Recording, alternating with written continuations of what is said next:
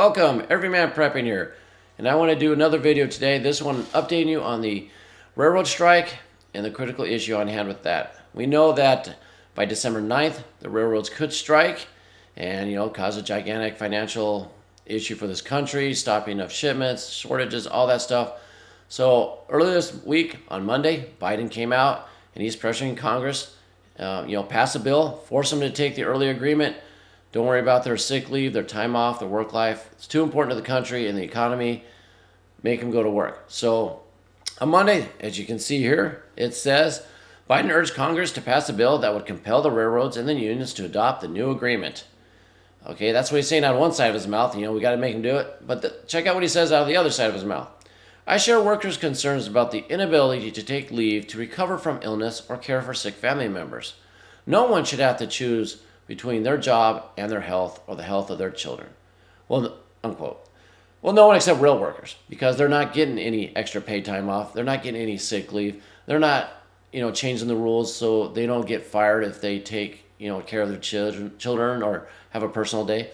So no one should have to do that but real workers. So that's what's coming out of, Biden's mouth. And so what happens now on Wednesday?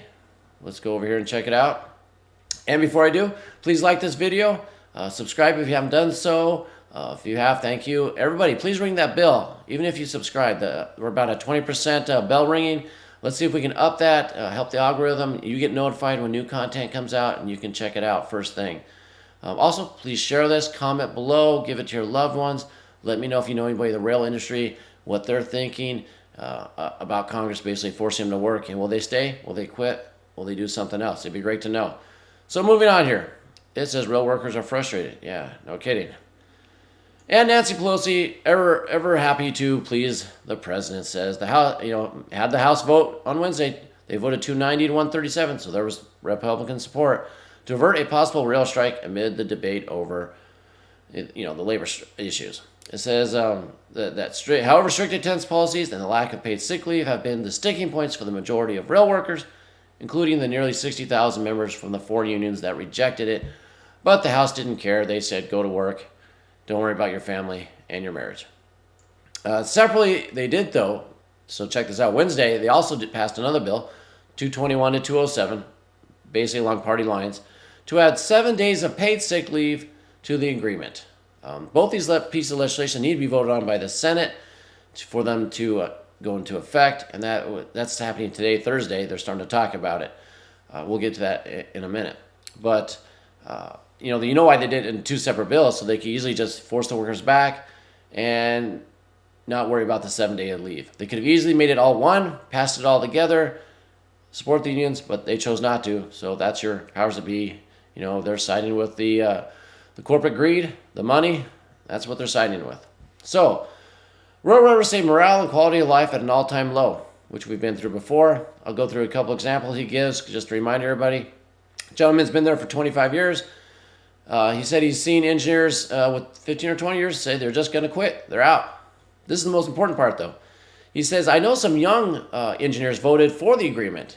And you want to know why? Well, this is what he says. So they can receive their back pay and bonuses because they plan to quit because they don't have the seniority that he does. So they're going to quit because they don't have a pension built up, like that. They're just going to take the money. And he goes on here, quote, I don't blame them. They want jobs where they're home more. They can attend their kids' events. And they're trying to save their marriages after being on call 24/7 for the past few years. Now think about it. How's your work life? I know some of you are out there saying, well, they can get new jobs. They can do something else. Yeah, they could. You know what? You wouldn't get your supplies and shipments either. So, let's think about it from their eyes. Let's, put ourselves in their shoes and think about it from a point of view and have some, compassion for people. Okay, so he also told a few stories. He's unable to work during the pandemic. Because he, caught it. And he said after 3 days, he got threats from his dispatcher saying he'd face disciplinary action if he didn't get back to work. Well, everybody else was at home, kicking back, 10 days, relaxing, getting paid. Real workers are threatened. You better get back to work or you're fired. And he said he had friends that died during that time, friends of 20 years or so, and they really couldn't go to their funerals because they faced scrutiny for doing that. How would you like to work in that environment? He said they used to get 5 or 6 days off a month. Now you're down to 1, all right? And here's a pretty incredible thing. What other industry you know that workers buy insurance against being fired because they're so afraid of getting fired because they had to have a surgery, operation, they got sick?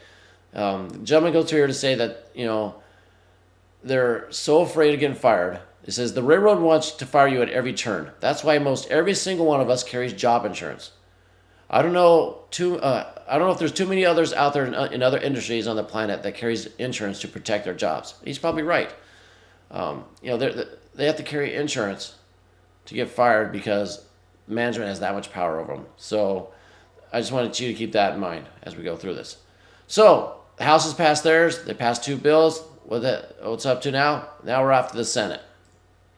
And the Senate, this is today, as of the time of filming this, the Senate is going to try to vote on the bill to make them work, with the current agreement.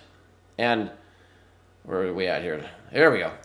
Now, the 7-day sick leave is not part of it, but Senator Bernie Sanders, who I really don't agree with on anything, has a decent point here. Said he's demanding a separate vote on the sick leave issue as a condition of fast-tracking the bill.